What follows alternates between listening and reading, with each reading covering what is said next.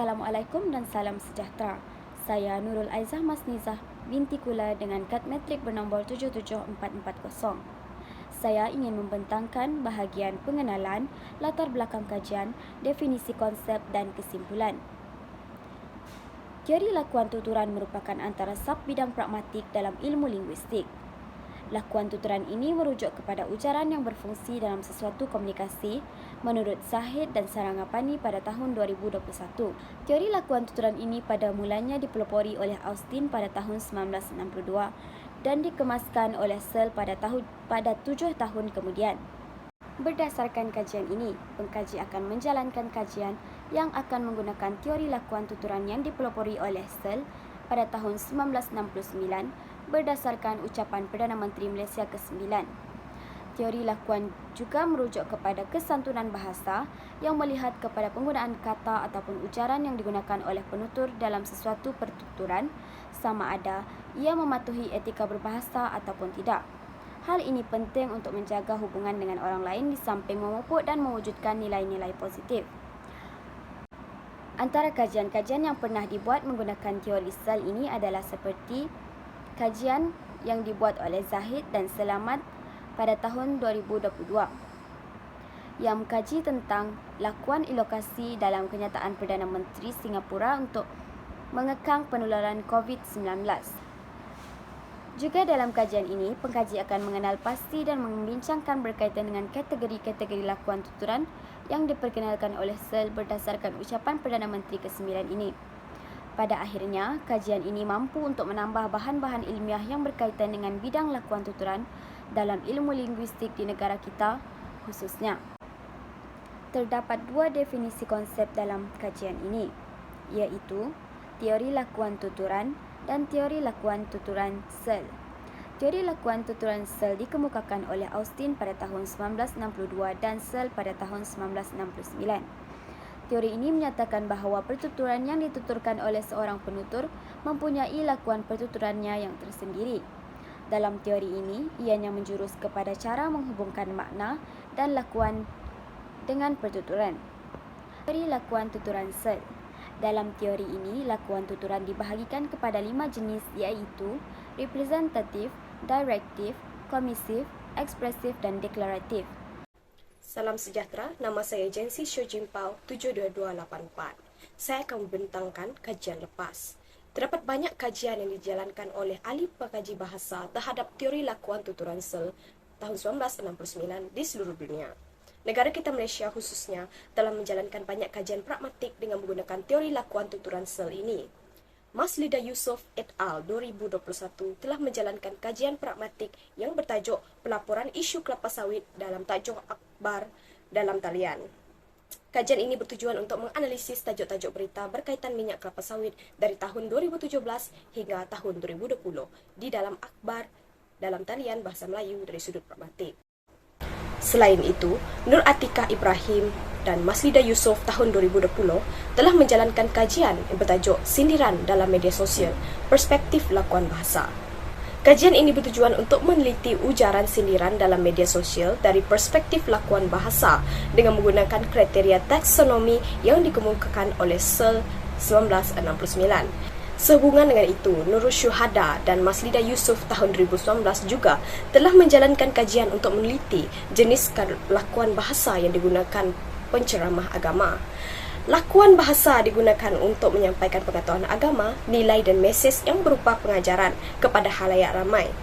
Sampel kajian ini adalah ceramah agama yang disampaikan oleh Ustazah Siti Nurbahyah Mahmud dan Ustaz Azhar Idrus.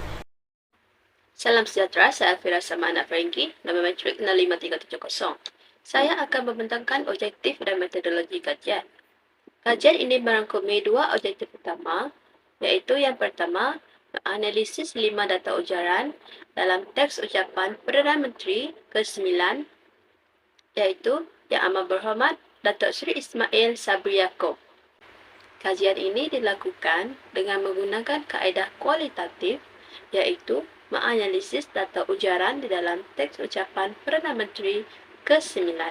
Pengkaji juga turut menggunakan kaedah perpustakaan, bagi mencari maklumat yang berkaitan dengan tajuk kajian seperti risalah, akhbar, buku, kamus dan sebagainya. Di samping itu, pengkaji juga menggunakan proses pengumpulan data untuk mengenal pasti setiap jenis-jenis teori lakuan tuturan SER yang turut digunakan bagi menganalisis data dengan sistematik bagi memudahkan pemerhatian dijalankan. Kaedah pemilihan yang digunakan untuk menganalisis data ialah pengkaji mengambil beberapa contoh daripada teks ucapan Perdana Menteri yang ke-9. Pengkaji juga turut memerlukan 5 jenis lakuan tuturan dapatan iaitu representative, directive, commissive, expressive dan declarative. Assalamualaikum dan selamat sejahtera. Saya Nazumi bin Wahid bernama matrik 7617 akan membentangkan dapatan bagi representatif dan direktif.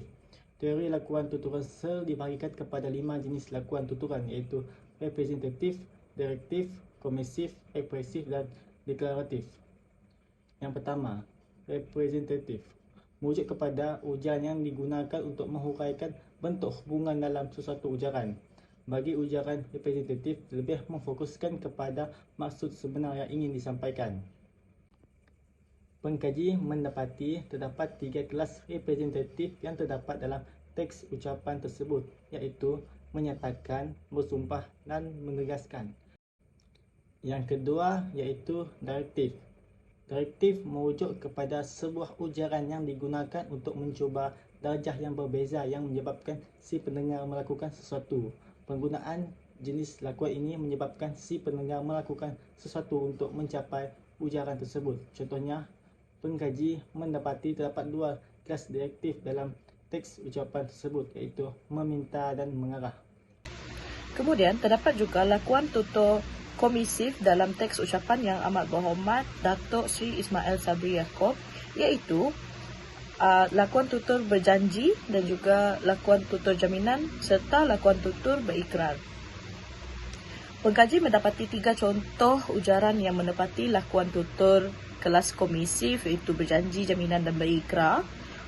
Ujaran saya akan memastikan dan juga ujaran saya pastikan menunjukkan perbuatan tutur berjanji. Manakala bagi lakuan tutur jaminan pula, terdapat ujaran jangan risau yang melambangkan beliau dapat memberi jaminan kepada sasaran. Bagi lakuan tutur berikrar pula, ujaran saya berikrar yang terang menjelaskan bahawa beliau berikrar kepada rakyat. Kemudian terdapat juga lakuan tutur kelas ekspresif iaitu pengkaji mendapati terdapat 2 contoh ujaran yang menepati lakuan tutur tersebut. Yang pertama, memohon maaf dan juga mengucapkan terima kasih. Ujaran saya menginsafi, saya memahami dan juga saya sangat menghayati menunjukkan lakuan tutur memohon maaf. Bagi tutur kata mengucapkan terima kasih pula, terdapat ujaran saya menjunjung kasih dan juga saya turut merakamkan setinggi-tinggi penghargaan dan ucapan terima kasih. Pengkaji juga mendapati terdapat 1 contoh ujaran yang menepati lakuan tutur kelas deklaratif iaitu lakuan tutur mengisytiharkan. Lakuan tutur mengisytiharkan dapat dilihat melalui ujaran saya umumkan yang terang menunjukkan bahawa perbuatan mengisytiharkan terdapat dalam ucapan tersebut. Sebagai kesimpulan, kajian ini bertujuan untuk mengenal pasti dan membincangkan kategori-kategori lakuan tuturan yang diperkenalkan oleh SEL berdasarkan ucapan Perdana Menteri ke-9. Diharapkan kajian ini mampu untuk menambah bahan-bahan ilmiah yang berkaitan dengan bidang lakuan tuturan dalam ilmu linguistik di negara kita khususnya. Kajian ini merupakan suatu yang sangat menarik untuk dikaji kerana lakuan tuturan ini merujuk kepada pemilihan bahasa yang digunakan dalam suatu ujaran atau ucapan untuk berkomunikasi.